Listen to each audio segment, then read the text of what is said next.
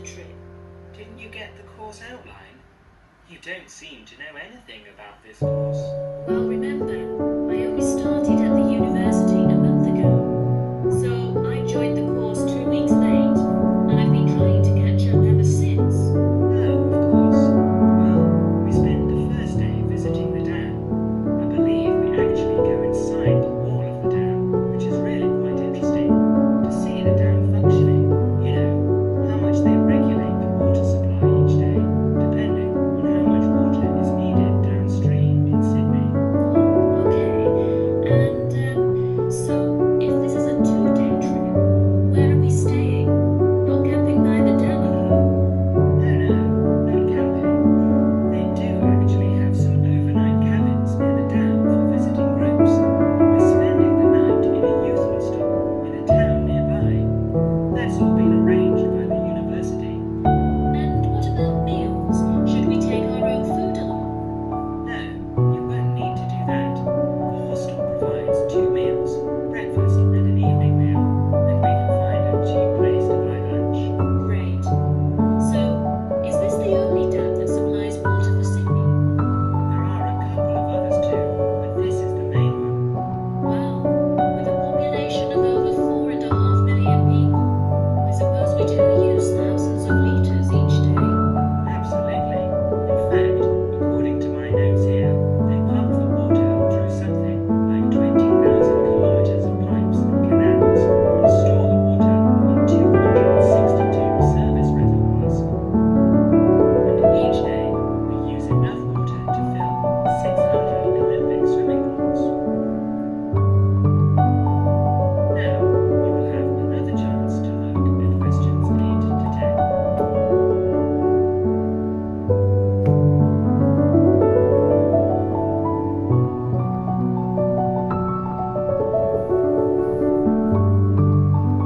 As the conversation continues, answer questions 8 to 10. And what's happening on the second day?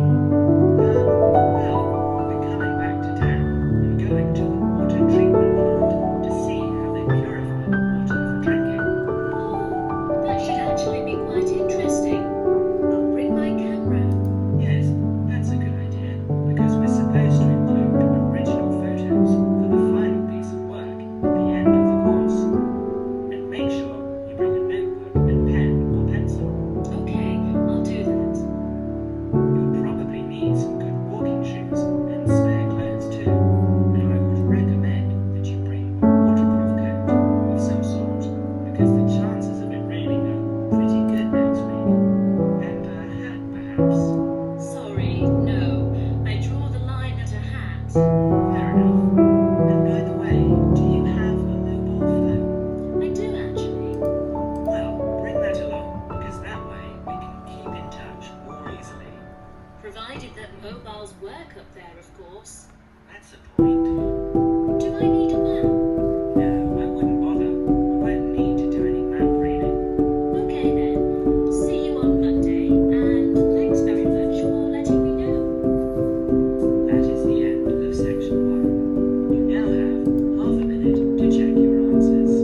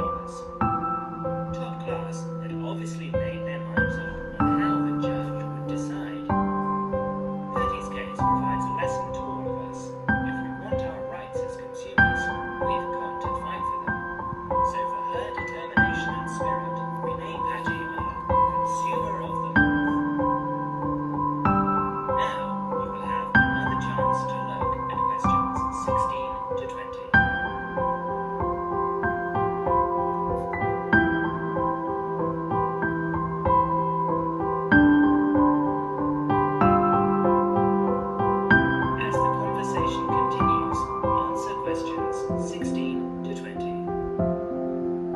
Thank you, Dennis. And now, I'd like to deal with the problem that many of our listeners write about: sale prices.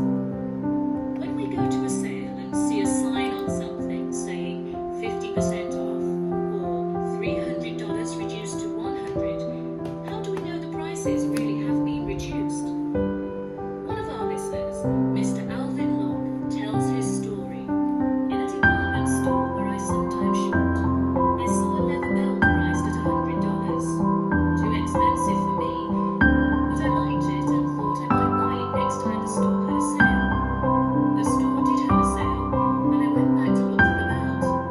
It was there all right, but the ticket on it now read $200 reduced to $150.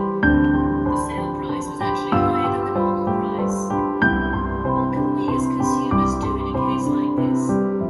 The answer to Alvin's question is that, at the moment, all we can do is to complain to the store's management and bring these cases to the attention of the public. Bad publicity might help to put a stop to this dishonest practice. Of course, making a fuss about faulty goods or bad service is never easy. Most people dislike making a fuss.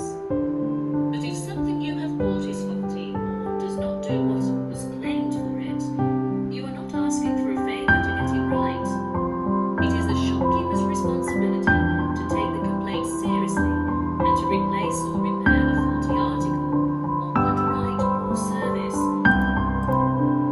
because he is the person with whom you have entered into an agreement. The manufacturer may have a part to play, but that comes later. So it's quite proper and reasonable to make a complaint about faulty goods or bad service. Well, Wendy, what do you think is the right way to do that? Well, the most important thing about making complaints, I think, is that they should be made to a responsible person in authority. Go back to the shop where you bought the goods, taking with you any receipt you may have. Ask to see the shop assistant in a large store. In a small store, the assistant may also be the owner, or you can complain directly. In a chain store, ask to see the manager. If you telephone, ask the name of the person who handles your inquiry. Otherwise, you may never find out who dealt with the complaint later. Even the bravest person finds it difficult to stand up in a group of people to complain.